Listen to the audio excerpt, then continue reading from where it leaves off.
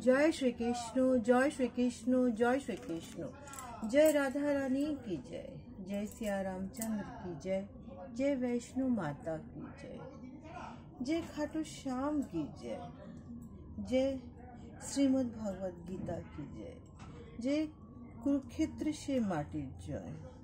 आज आमी श्रीमद् भगवद गीतार षष्ठ अध्याय ध्यान যোগ শ্লোক 47 পাঠ করছি। এটা ষষ্ঠ যোগের अंतिम श्लोक 47।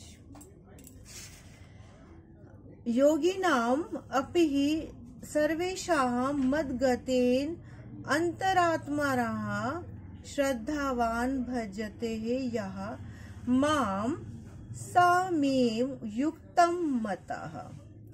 অনুবাদ। এখানে শ্রীকৃষ্ণ অর্জুনকে বলছেন, হে অর্জুন, যিনি শ্রদ্ধা সহকারে মদগত মানে আমার উপরে আস্থা রেখে, আমার উপরে বিশ্বাস রেখে, সবকিছু আমার উপরে দিয়ে চিত্তে আমার ভঞ্জনা করেন, মানে শুধু আমাকেই সে স্মরণ করেন, তিনি সবচেয়ে অন্তরঙ্গভাবে আমার সঙ্গে যুক্ত এবং তিনি সমস্ত যোগীদের মধ্যে শ্রেষ্ঠ, সেটাই আমার অভিমত। এখানে ভগবান বুঝাতে চেয়েছে কি ভক্তি মানে কি। ভক্তি মানে হচ্ছে লৌকিক বা অথবা পরলৌকিক সব রকম বিষয় বাসনা থেকে রহিত ভগবত সেবা। বিষয় বাসনা থেকে মুক্ত হয়ে মনকে সম্পূর্ণরূপে ভগবানের সেবায় পূর্ণরূপে তন্ময়, একদম তার উপরে, তার চরণে নিজেকে দেওয়া।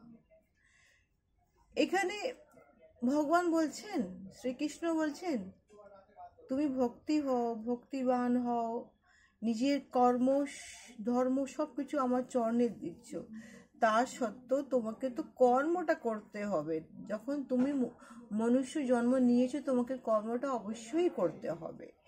কর্ম থেকে শুরু হয় ভক্তিযোগের সেই সুদীর্ঘ পথ। আর কর্ম মানে কি, নিষ্কাম কর্ম থেকে এখানে এই পথটা শুরু হয়। কর্মযোগের মাধ্যমে জ্ঞান ও বৈরাগ্য উৎপন্ন হয়, আর তারপরে উৎপন্ন হয় জ্ঞান যোগ। এখানে কর্ম বুঝাতে চেয়েছে ভগবান, তুমি যা করছো সব তুমি আমার চরণে দিয়ে দাও, সব কিছু আমার চরণে। কেন, সব কর্মের কর্তা তো আমি। তারপরে উনি বলছেন, দৈহিক কার্যকলাপের মাধ্যমে জ্ঞান যোগ, তার সঙ্গে ধ্যান যোগ, তার সঙ্গে নিজের মনকে একাগ্র করে কৃষ্ণের চরণে দিয়ে দেওয়া। তার ফলে কি উৎপন্ন হয়? অষ্টাঙ্গ যোগ। অষ্টাঙ্গ যোগ মানে কৃষ্ণের শরণাগত হয়ে যাওয়া। শুধু কৃষ্ণ, ও ছাড়া যে আর কিছু নেই। কৃষ্ণই হচ্ছে কর্মযোগী, জ্ঞান যোগী, ধ্যান যোগী, রাজযোগী, হঠ যোগী। কৃষ্ণ সব কিছু। আমরা যে কিছু নয়, কিছু হতেও পারি না। কৃষ্ণ ভাবনা লাভ করে কৃষ্ণ ভক্ত হওয়ার যোগ মার্গের সব থেকে শিখর, সব থেকে উচ্চ হচ্ছে মনকে কৃষ্ণর মধ্যে করে দেওয়া। যখনই মন কৃষ্ণর মধ্যে হয়ে আসে না, তখনই সেই মনটা একদম অন্যরকম হয়ে যায়। কৃষ্ণ ছাড়া যে কিছু নেই, সেই সমস্ত রাজার রাজা, জ্ঞানীর জ্ঞানী, পণ্ডিতের পণ্ডিত, গুরুর গুরু, হরে কৃষ্ণ কৃষ্ণ কৃষ্ণ।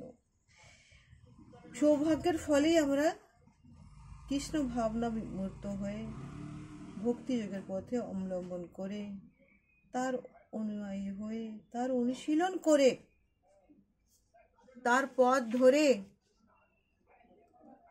আমি এটা বলবো না কি আমরা খুব শ্রেষ্ঠ হয়ে যাই, না, কিন্তু আমরা কৃষ্ণ ভক্ত তো অবশ্যই হয়ে যাই।